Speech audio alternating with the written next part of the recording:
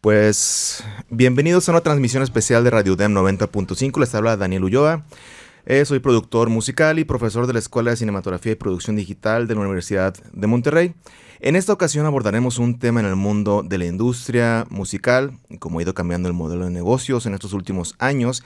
Y para esto tenemos el placer de contar aquí en cabina con el productor digital Alan Tucker, que tiene máster en producción en Foothill Digital y además tiene su estudio en Nueva York.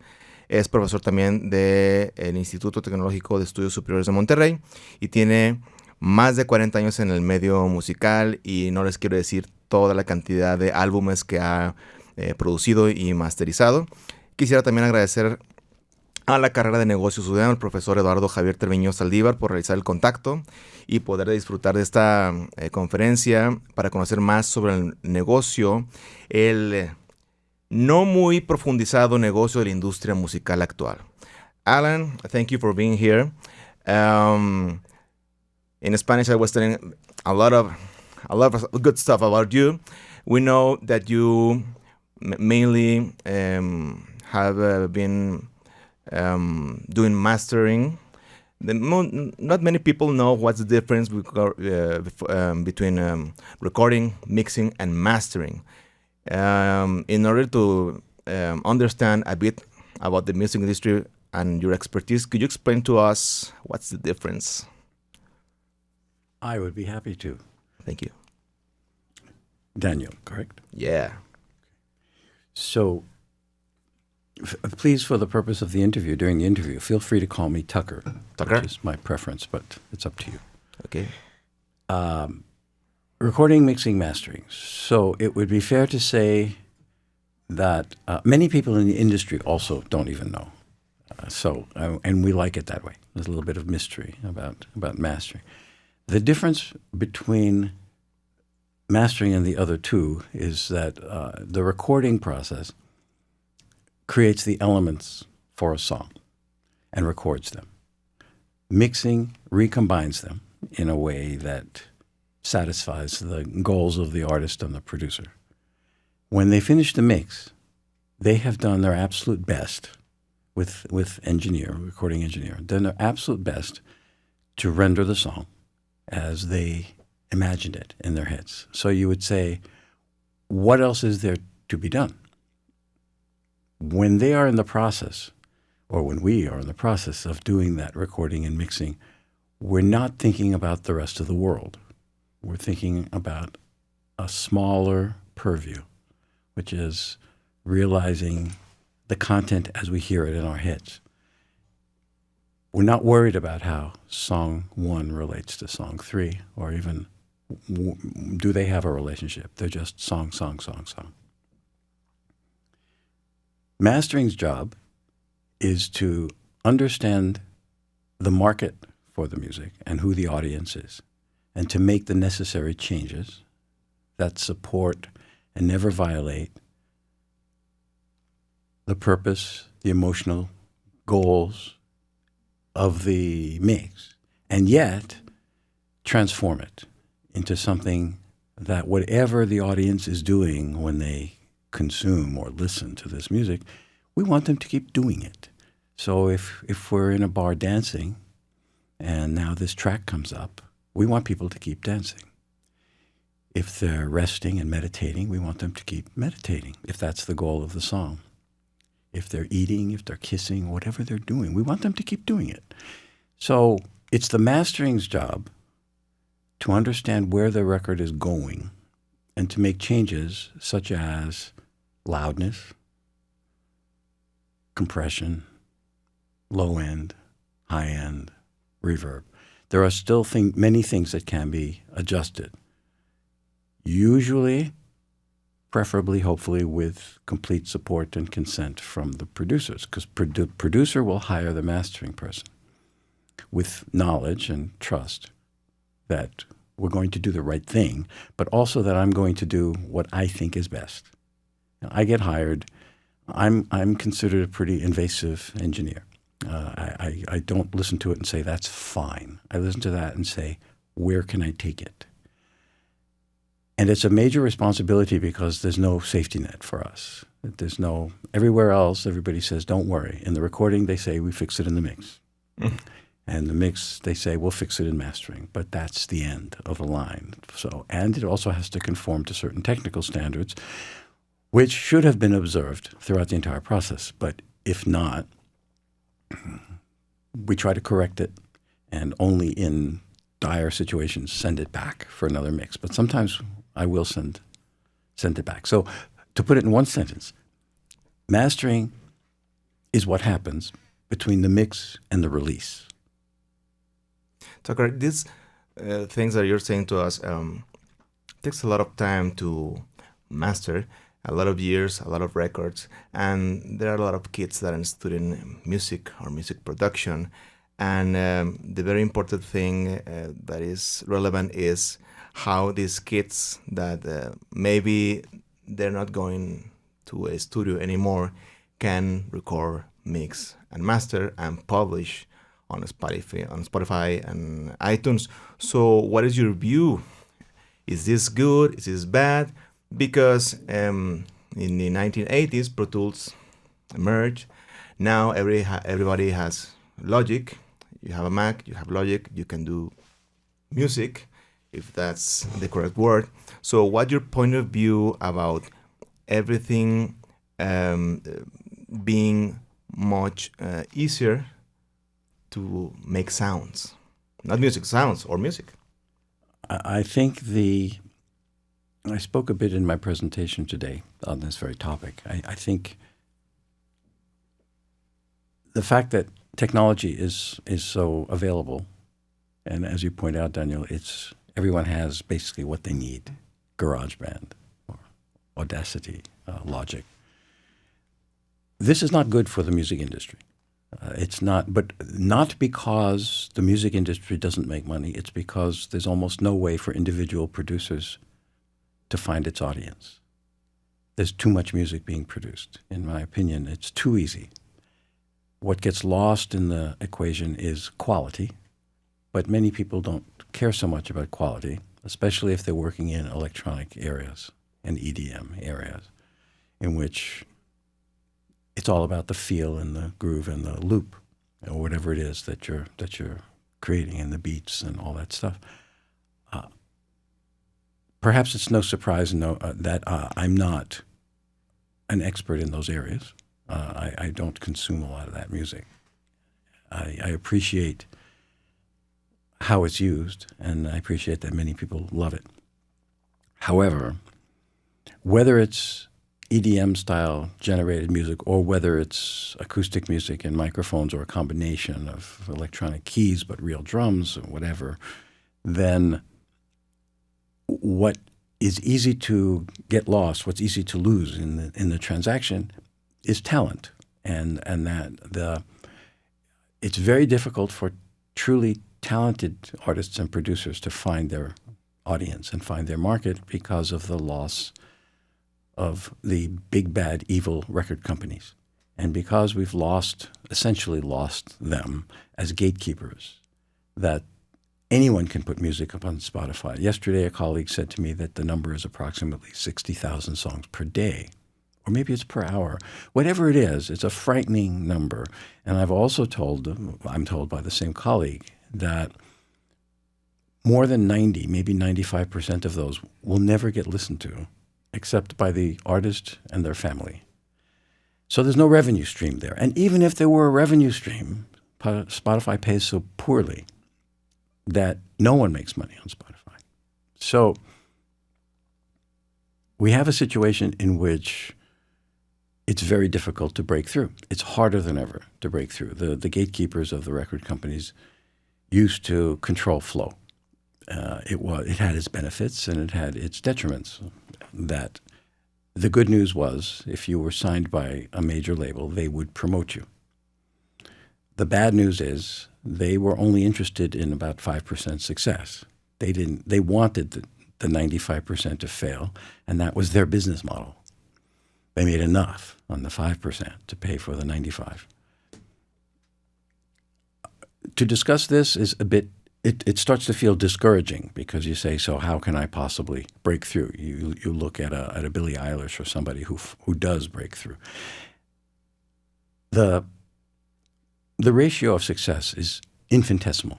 It's barely measurable. So yes, you can break through. I am sad, more than sad, about the reversing of the merchandise music model, in which the model I grew up with professionally, well, also when I was a kid, when I was a music listener and not a critical listener, not a participant in the process, was great investment, money and energy and talent was put into the production of the music. The venue, there was no money in the venue. The money was all in the record. You would go on tour to support the record. That was the phrase. With the internet, the rise of the internet, that has gotten reversed. The music became free or non-collectible, tiny percentage, 1/100th of a peso per play. So there's no money there, except for the distributors. They make the money. They're a little like the old gatekeepers. They are the new gatekeepers. So by having to give away the music, then it's easy to see that there wouldn't be much worry about quality, because producers began to learn, even in the 80s, definitely in the 90s, that my specialty, mastering, which is expensive, may not be worth it to some producers who have found historically that their music, it doesn't sell whether they master it or not. It still doesn't make any money. So why should I spend another couple of $1,000s? Why not just use a plug-in and make it a little louder and call it mastered, which is what many, many people did, and it almost ruined my side of the industry. Until, fortunately, that pendulum of cost versus quality swung back towards the middle, which was there were enough, thank God, producers who said, my stuff really sounds awful. Yes, it's not selling, but it still sounds awful. And that sense of taking personal responsibility and pride in their product, in their produced music, began and continues, I believe, to create a rather broad middle. Yes, there are always people who just produce it fully in the box at home in their living room. And there are others who go into recording studios, good recording studios, and they do their thing. I think the truth in most cases lies in the middle. And there's nothing dishonorable about any of the options. They're all completely driven by budget and by imagination and by market. So somewhere in there is an answer to your question. I think it's easy to conclude, as I have, that there's too much music being produced. And because it's too easy, and because music in the U.S., in New York, when music started getting sold in the drugstores, when CDs, for example, were being sold, and I knew that was the end of the music business as I knew it, because it's about withholding supply. The music business is about rarity. It's not about being plentiful. It has to be, to create the demand like any other product, you need to make it good and withhold it unless it's paid for, by restricting where it's played and by making sure that you collect royalties when it is played, whether it's in an elevator or HEB. You need to make sure that you're getting paid for that stuff. And many people today, for many, many reasons, make it like baking cookies, and they just give it all away. And they say, well, I'll make some more tomorrow. And that mentality is very destructive. And I don't have an easy answer to that. To lead into AI, I think we haven't begun to see the iceberg. We can't even see the tip of the iceberg. It's just like, it's amazing how. I hope that AI will struggle for an emotional connection, because as good as it's going to get, it is always going to have been designed by humans. And just as in coding, in computer coding, the hardest thing, the holy grail, is randomization. Some people say it's impossible to program a random sequence. But most humans might think it's random. But there's a pattern lurking in there. And the pattern, people don't do those patterns in those same ways, but machines will always do those patterns. So I think what might happen is that music is definitely already being generated by AI machines, and it's already being sung by AI voices. I think after the novelty wears off, we'll be left with looking for humans. I was in a conference, I was running a major exposition at Estado de Mexico on Saturday, and we were working in immersive audio with 11.4.5,000. I don't know what they were doing. Very impressive. And things are moving all over the room like you're in a theater. And the question is, should we be teaching it? Should our students be focusing on satisfying the newest flavor of delivery? And because it's so sexy and because it sounds so pretty cool. And I think my answer then, my answer now to that is perhaps similar to the AI question, is the new immersive technologies are great for theaters, but people are not going to buy them. People can't even set up 2 speakers or don't own 2 speakers. Now they're going to buy 11 speakers? Excuse me? They don't have the money. They don't have the technical expertise. It's just not going to happen. Is there great fun and profit in building theatrical experience at home? Yes. I participated in the 5.1. When I lived in New York, I lived in New Rochelle, which is a lovely small city, 30 minutes north of Manhattan. And when my kids were of a certain age, and yes, I put in a home theater, and I put in a 5.1. And what was the first movie I bought? The Matrix, of course, because I wanted to hear those bullets flying over my head. Yeah, I went phew, phew, phew. And it was great. It was fun. It was a pain to build. And being who I am, I made sure that it worked properly. But it was a lot of fun. Would I put in 11 speakers? No, there's no way. When I want that, I will go to a movie theater. And I think if the people who run that, so make those kinds of decisions are smart, they shouldn't push it as a home thing. If they want people to stay in the theaters and pay for ticket prices, then give them a unique experience. And yes, our kids need to know how to do it. Tucker, this is very interesting because some technology in cell phones publicize as Atmos ready, and it's an emulation. Every semester in recording class, a kid comes by and says, hey, teacher, do you hear this 8x file? And I tell him, well, it is an effect. It's a flanger with a chorus. It's unreal, no? So I completely agree with you.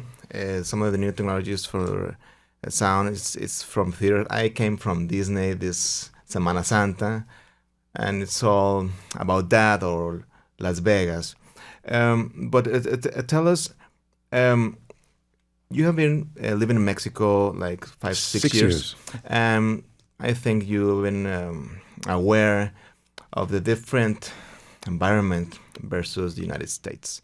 So what are your recommendations for the kids that are looking to make a living, and that also have this these new platforms available to them? What is your recommendation? That's a very broad question, Daniel. You can answer in 30 seconds. Okay, 30 seconds. The business is always, of music production, always comes down to personality. The format doesn't matter. Atmos is just a mixing format. It's not content related. I heard mixes yesterday in part of our special conference, which we called Sound Masters. We had some of the top people working in immersive audio present, and they brought their mixes from some very famous artists. And all I could think about when I heard it moving around the room was how disconnected it was. Distracting. And I heard things that you're actually not supposed to hear, like the release of a horn note that would have been buried in the mix, but I heard it coming out of over there somewhere. Or a gate on a reverb, which is a wonderful way to process reverb if you're creating a mood, a certain style, and certain kinds of music, because it takes an acoustic sound, but it kind of electronifies it if it's done properly. So instead of getting a natural decay, you cut it. It's been done since the 40s, that sort of technique. But to hear it in an Atmos situation, in an immersive situation, I heard the gate shutting down, and I found it distracting. Now, maybe ordinary listeners think that's kind of cool. I don't really know. But I didn't see it as something that our kids should be emulating. It was put in the context of some artists, recording artists, want to be on the bleeding edge, not just the leading edge, but the bleeding edge of technology, to break everything, and throw everything at the wall and see what sticks. And others are not willing to go there. Both are completely valid. Our kids need to know how the technology works so they can speak the language and always say yes. My goal for students, my own career, even when I had no idea what my client, my prospective client, calling me for the first time, blah, blah, blah, blah, blah, can you do this? I always say, sure, I can do that. I had no idea what they're talking about. And at the time, there was no internet. With the internet, of course, while you're speaking to the client, you're also dialing, you're investigating so you can sound smart. You can say, oh, you mean like the way this artist is doing? And they go, yeah, you know them? Yeah, I love their stuff. No idea what they're talking about. The idea is to say yes, and then you have to figure it out, and that's where the growth comes from. So we need to teach our kids, our students, enough confidence that they can solve problems, whether it's mono. Let them work in mono. We also heard some mono, and I think a student asked me yesterday, in fact, was the transition from mono to stereo as challenging as stereo to immersive? Very interesting question. We won't get into that philosophy right now, but I have very strong thoughts on it. But it's easier to work in immersive because you're not worried about a cohesive single presentation. You have a lot of space, like the Beach Boys records in mono and stereo. You know, it's dense. It's really dense, and the engineers and producers had to figure that out to give clarity and continuity to the elements. But in immersive, you just throw it in a corner. You throw the object over there, and you call it art. Now, in an art museum, I love it. In Marco, great, go for it, do it. I love it. Our kids need to know how to do it, but they also need to know that I personally do not think there are going to be a lot of jobs just because you know Atmos, because everybody's going to know this technology. It comes down to creating a product that has an emotional value. Yeah, and if it should be done in immersive. Should it? Correct. That's where it starts. How should we produce this? Not just go to 11 channels. I agree with learning all of the...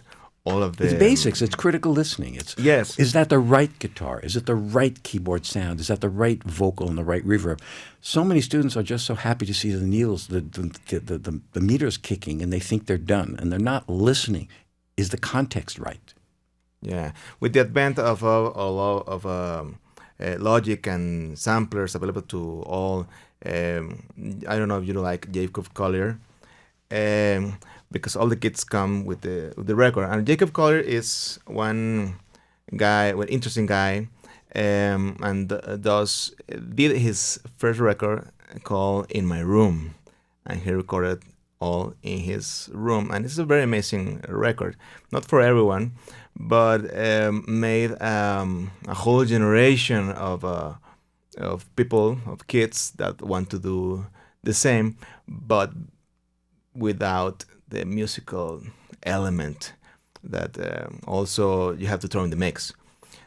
So what you're saying is, okay, learn your craft, learn how to switch hats. Yes. I try to teach my students, they fall in love with their own grooves. So many projects, including by graduating students in their final semesters, create something, and they come to me to give me a status report, and I give them a very deep critique. And I try to be as kind as possible, and I point out what I think is strong, and I point out what I think needs some work. Have they thought about this? And the single largest error is that the songs go on too long. And I point out, well, why is it 4.5 minutes long? And the student will say, because there's this fourth verse, or because there's this. And I explain to them and demonstrate to them that what they're producing in this case is not interesting enough to this audience to sustain that. It would make a great 3 minutes and 15 seconds, but 4.5, I'm bored. Cut the last verse, give me a solo, and give me something really interesting that I haven't heard before. do like they say in theater. You know, if it's a 3-act play, if you show a gun in the first act, it must be fired in the third act. Of course. You can count on it. Set your watch by it. So introduce a musical element early in the record and give it to us later. Let it become the hook of the song. But keep it compact. And change hats. So if you're going to be a producer and an engineer, you forgot to be the audience. Yeah. And they have to remember about how that's going to be received and by other people. They're not just we're not painting pictures to put in the closet. We're trying to sell them. In fact, there's a generation of kids that never leave their home. And they're not bad musicians, but... That's a whole problem, coming out of the pandemic also. That's another interview. I don't know how we're doing in time. But anyways, we have all the topics of the interview, I think, covered. It was very kind for you to come here to Universidad de Monterrey, to them. Les agradezco nuevamente a la Escuela de Negocios UDEM y a Alan Tucker, por esta entrevista. Y nos despedimos a todos los radioescuchas. Gracias por sintonizar Radio UDEM. Les saludo Daniel Ulloa, profesor de la carrera de Cinematografía y Producción Digital. Tucker, thank you very much. Pleasure was mine, Daniel. Thank you. I'll see you